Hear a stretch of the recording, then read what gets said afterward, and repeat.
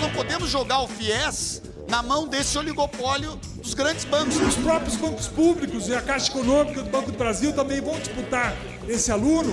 Ao se colocar essa taxa de juros, o financiamento terá um custo social e econômico alto. Não questionamos sequer a transposição sem recuperação do Rio São Francisco.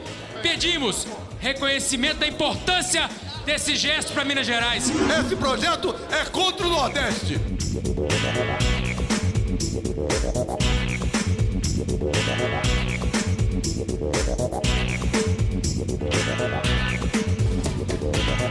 O plenário da Câmara retomou esta semana a discussão da medida provisória que estabelece novas regras para o Fundo de Financiamento Estudantil, o FIES. A proposta exige a adesão das faculdades interessadas a um fundo de garantia e pagamento das parcelas do financiamento pelo estudante logo após o término do curso. O relator da medida explicou os principais pontos. Estamos criando 2 outros FIES. O FIES 2, que vai utilizar os fundos constitucionais que têm recursos, e nós tivemos aqui por parte dos representantes dos fundos constitucionais dizendo que existem muitos recursos que podem ser alocados para isso. Ora, e pode dizer, esse fundo é para financiar o desenvolvimento, financiar as indústrias, doutor Ricardo. Mas mais do que isso, que é a coisa mais importante de se financiar, qual seja a gente, formação de talentos para o nosso Brasil. E é por isso que o FIES 2, ele permite com que os fundos constitucionais Norte, Nordeste, Centro-Oeste possam criar inúmeras vagas para atender toda essa região importante do país. E também teremos o FIES 3, que é com recursos do BNDES, onde nós vamos viabilizar para o Brasil inteiro. A gestão que a operação do FIES deva ser feita pelos bancos públicos, Caixa Econômica, Banco do Brasil, e não pelos bancos privados. Portanto, a denúncia que está sendo feita em toda a tarde e essa noite aqui, que a mercantilização do FIES, que é contraposto pelo argumento do governo que não.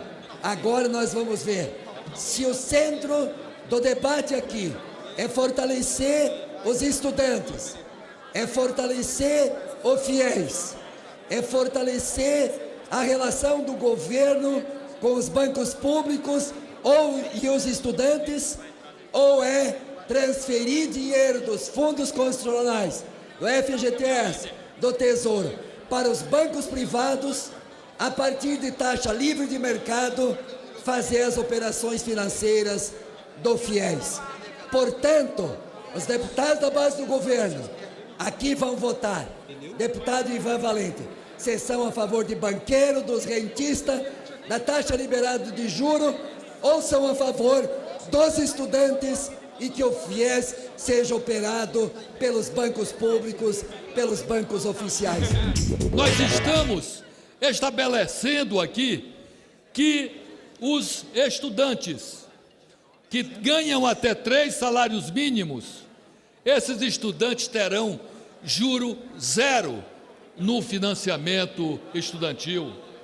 Está se criando também novas modalidades de crédito, com novas fontes de financiamento, como é o caso do FIES regional, onde os estudantes das suas regiões terão acesso a recursos do FNO do Norte, do FNE do Nordeste, do Fundo Constitucional de Financiamento Centro-Oeste, FCO, e o Fundo de Desenvolvimento do Centro-Oeste, o FOCO, e assim por diante. Vamos parar com essa bobagem que os partidos da esquerda, o PT e os puxadinhos, ficam falando sobre os ganhos do setor financeiro. Ora, quem foi o pai e a mãe dos banqueiros foi os governos do PT.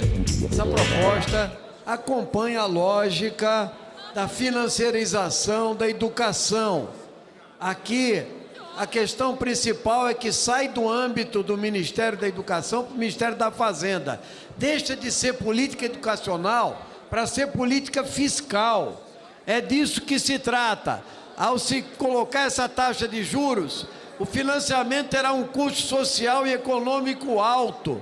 E mais do que nunca, atrás disso estão os grandes conglomerados da educação. Parlamentares oposicionistas tentavam adiar a votação por meio de dispositivos regimentais. Os deputados criticavam a cobrança dos juros a serem pagos pelos estudantes. O PCdoB tem uma visão de que seria necessário parametrizar os juros para o FIES 2 e 3, porque não tem no texto nada sobre juros e fica a critério do mercado a definição dos juros para o FIES 2 e 3, onde estão a maioria dos bolsistas, famílias com 5 salários mínimos. Hoje é 6,5% os juros do FIES e não há garantias de que ele vai ser de 2,5% ou de 3%, não há garantias no texto. Então, o PCdoB mantém os requerimentos de obstrução no sentido de buscar ainda um melhoramento maior, reconhecendo, deputado Alex, que as questões já oferecidas e que levam o PT a retirar os requerimentos são importantes. Eu não estou diminuindo a importância de retirar o FGTS e de fazer o refis, mas nós, conversando com as lideranças estudantis, não estamos ainda satisfeitos com o teor da matéria e vamos continuar obstruindo. Vamos ter um valor muito menor desses juros para poder atender os alunos. Por quê? Os próprios bancos públicos e a Caixa Econômica do Banco do Brasil também vão disputar esse aluno e ele vai entrar com um valor menor para poder se atender esse aluno. Então não há como nós colocarmos no texto que ele vai ter juros de 3,5%, 2,5%, 5,5%, porque isso é o mercado. Mais deputada, quando nós pegamos os fundos constitucionais, por exemplo, que financiam indústrias, que financiam pequenos negócios do Norte e Nordeste, são juros de 2,5%, 3,5%, que nós temos a convicção que serão esses mesmos patamares que nós vamos ter para atender o financiamento estudantil. Por isso quero fazer um apelo a Vossa Excelência. Já houve um acordo aqui por parte de vários partidos que Vossa Excelência permita que a gente possa caminhar, entenda o posicionamento de Vossa Excelência no voto, mas que a gente possa vencer essa obstrução para que a gente possa continuar discutindo essa matéria que é de fundamental importância para a sociedade brasileira e para milhares e milhares de alunos. O FIES 1, que vai garantir aí 150 mil vagas, a proposta inicial era de 2 bilhões, mas na comissão mista nós aprovamos a alteração para 3 bi, e isso vai garantir, logicamente, 150 mil vagas com recursos do Tesouro. E nós vamos ter também o FIES 2, que o compromisso é de 150 mil vagas para o Norte, Nordeste e Centro-Oeste, e que nós já estamos trabalhando com os fundos constitucionais para que a gente possa até avançar nesse número de 150 mil vagas. Assim como também nós temos ainda o FIES 3, que está aí com a previsão para todo o Brasil, com recursos do BNDES, mais para 60 mil vagas. Então, a gente está falando aí de 360 mil vagas. Se nós levamos em consideração que em 2015 tivemos apenas 230 mil vagas, nos anos de 2015, 16, 17, nós tivemos apenas 230 mil vagas em média. Estamos avançando aí para 360 mil vagas. Então, isso é importante para os estudantes. Primeiro ressaltar, não está havendo aumento nenhum de FIES, ao contrário, está havendo uma redução pela metade no número de vagas do FIES, como ele foi concebido, que é um FIES com subsídio real e efetivo de juros. Esse baixou de 220 mil vagas ano para 100 mil vagas ano. Então nós vamos continuar aqui obstruindo a votação para que o governo reconheça que deve garantir 220 mil vagas com o subsídio de juros e não criar 150 mil vagas novas para jogar para o mercado. Deputado Alex, como é que é o mercado desses bancos na questão do cheque especial? O senhor já viu reduzir a taxa de juros, deputado Manato, do cheque especial, porque o Bradesco está disputando com o Itaú, aí vai diminuir. Não, é um oligopólio que eles têm. Então nós não podemos jogar o FIES na mão desse oligopólio dos grandes bancos. Tem que ser determinada a taxa de juros do FIES e tem que ser, de fato, subsidiada para incentivar o acesso à educação para aqueles que não conseguiram uma vaga numa universidade pública, possam fazer numa universidade financiados pelo FIES dentro das regras que haviam. Depois de reunião entre os líderes partidários, o PT anunciou o fim da obstrução. Uma das mudanças propostas pelo partido foi aceita: a retirada da possibilidade de utilizar o Fundo de Garantia pelo Tempo de Serviço, FGTS, para o pagamento de dívidas do FIES. Mas as divergências sobre a MP persistiam. Iniciamos um processo de obstrução ao longo do dia e agora, em uma conversação que foi feita com os partidos e também com o governo, acabamos de retirar o kit de obstrução. Assim como foi feito um refis aqui aos empresários, que aproveitou inclusive deputados, assim como o governo fez esse refis, esse refinanciamento das dívidas, nós conseguimos, com o aval do governo, e não haverá veto, segundo o acordo feito do presidente da República, a esse refis, a esse refinanciamento das dívidas dos estudantes até que fizeram contratos até 2015. Então, é uma grande vitória, e aí uma vitória que não só do PT, mas dos partidos que compõem a minoria nesse processo. E também conseguimos a retirada pelo relator do ensino à distância, que estava previsto o financiamento estudantil para o ensino à distância ao longo de todo o texto. Diferente do ritmo que o FIES vinha assumindo, de gerando um rombo para as finanças públicas que acabava recaindo sobre os ombros de todo, esse FIES foi pensado para que ele seja sustentável e com justiça social. Enquanto o modelo antigo, ele possuía juros na casa dos 6,5% para os beneficiários, foi-se buscar as fontes para que pela primeira vez se tivesse um FIES a juros zero. Vou repetir para não pensarem que é engano. Quem está aqui aprovando está votando a favor de um FIES com juros zero para o estudante que tem a renda per capita até 3 salários mínimos na sua família e que tem 100 mil vagas nessa modalidade. Outras 150 mil vagas, ministro Mendonça, o governo Temer, o governo federal, destina para os jovens, principalmente das regiões mais sofridas desse país, região norte, nordeste, centro-oeste, trazendo juros subsidiados, juros menores, tendo como fonte os fundos constitucionais entre 2,5% e 3,5%, a metade dos juros cobrados no modelo antigo.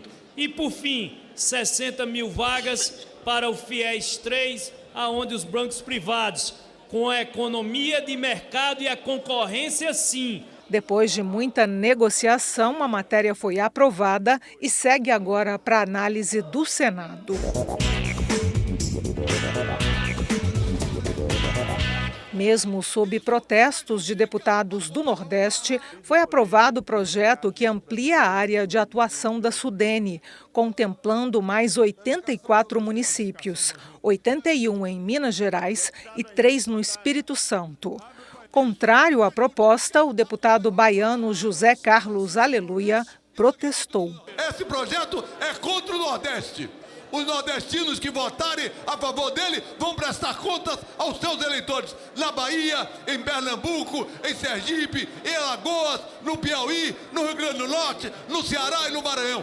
Vão prestar contas. Isso prejudica a competição. Vamos barrar a água do São Francisco para o Nordeste? E da agricultura do Nordeste.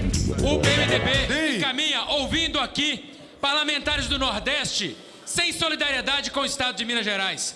Em Minas Gerais nascem importantes águas que vão para o Nordeste e nós jamais questionamos que estas águas pudessem ser travadas ou impedidas de chegar para importantes estados do Nordeste. Por isso, nesse momento em que nós não questionamos sequer a transposição sem recuperação do Rio São Francisco, pedimos reconhecimento da importância desse gesto para Minas Gerais, a importância desse gesto de solidariedade que o Nordeste sempre tem por todos, mas agora tem que ter por Minas.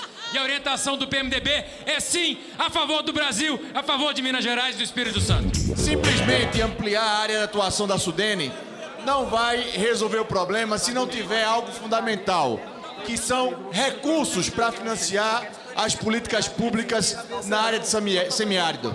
Votarei não. Evidentemente que o povo de Minas merece solidariedade, mas eventualmente, se esse projeto for aprovado e não tiver recursos garantidos, nós estamos apenas ampliando o problema. Portanto, é importante fazer essa consideração.